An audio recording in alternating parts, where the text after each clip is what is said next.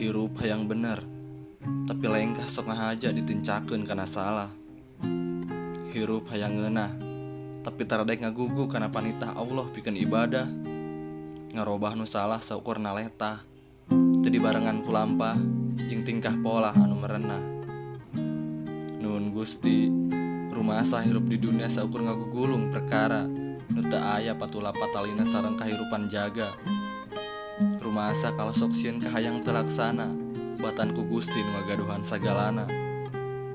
Nuhun Gusti, hiji pamenta abdi ayeuna, hampangkeun lengkah abdi kana jalan kahadean, sabab moal sanggup ieu diri lamun neraka jadi tempat panyicingan. Caketkeun abdi kana jalan anu diridoan, najan ieu diri teu pantes dina surgana pangeran.